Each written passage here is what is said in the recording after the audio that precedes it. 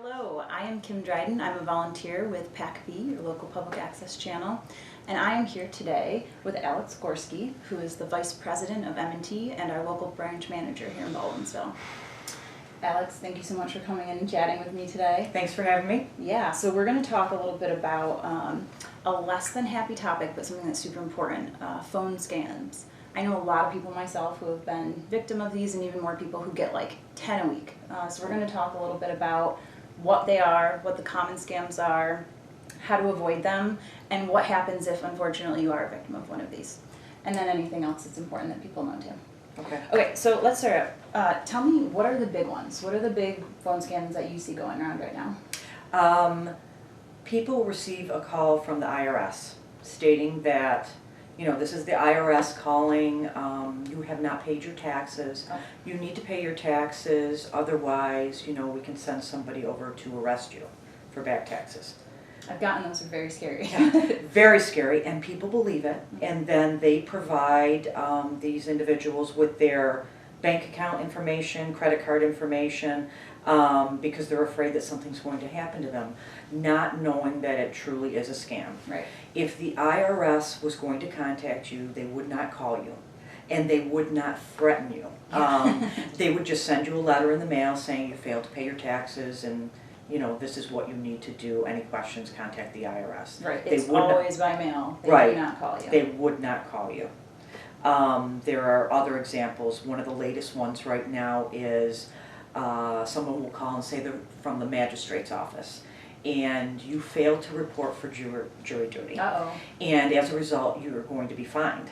So you better give us your checking account number or your credit card number, debit card number to pay this fine. Okay. Again, that's not true. If you fail to report to jury duty, it's just the same way as they contact you to report to jury duty. You're going to receive notification in the mail. No one is going to call you from the government and say, you failed to report, now you owe us money and pay us now. Right. It's just not the way things work. Yeah. But so many people, again, fall for that.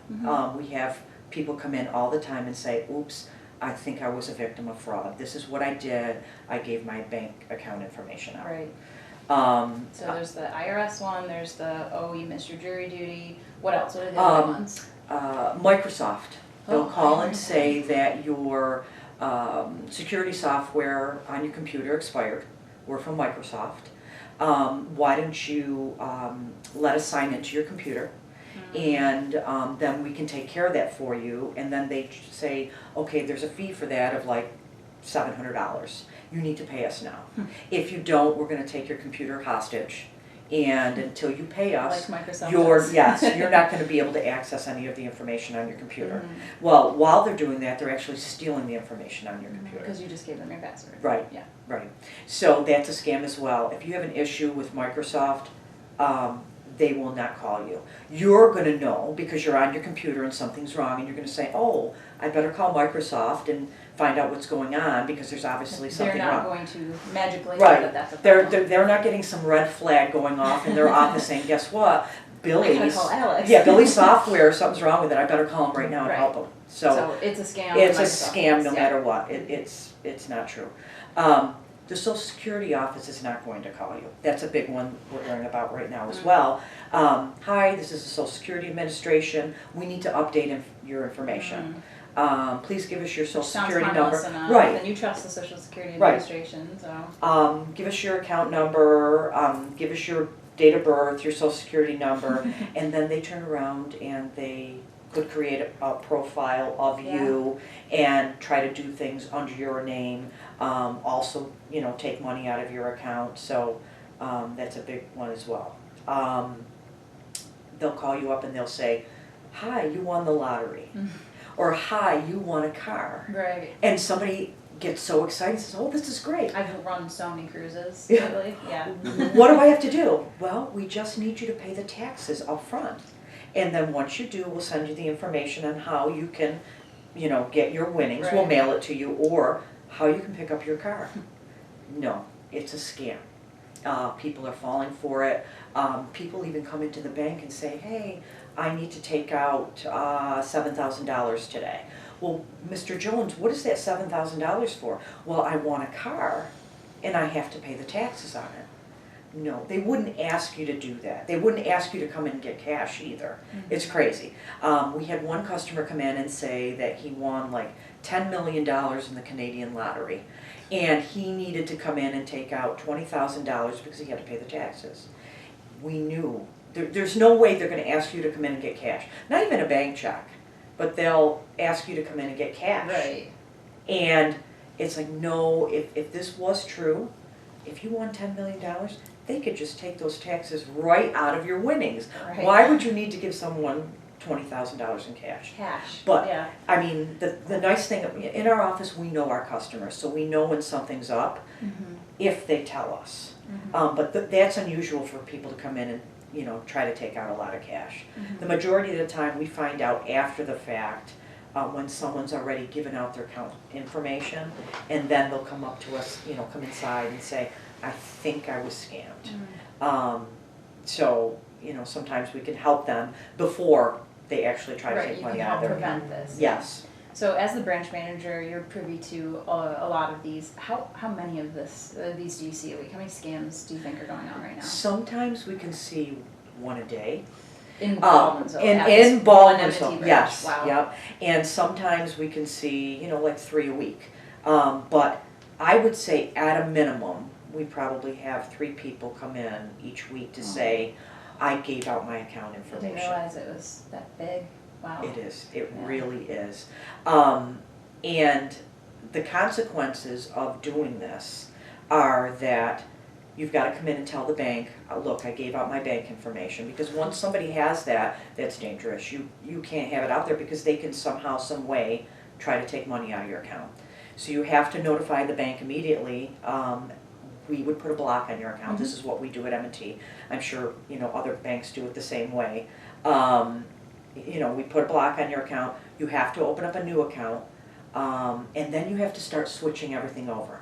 So if you get, if you get Social Security direct deposit, or you have a pension direct deposit, you have to contact those places and give them your new bank information. Everything that's connected. Yes. Bills coming out. Bills coming out, a car payment, your medical insurance premium, your cable, your cell phone bill. Right. All that stuff has to be switched over.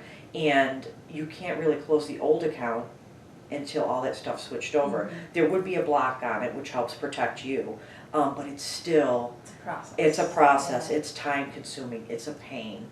And that's if you get the block in time and they haven't Right. taken anything. Right. I mean, you still need to do that regardless, but. Regardless.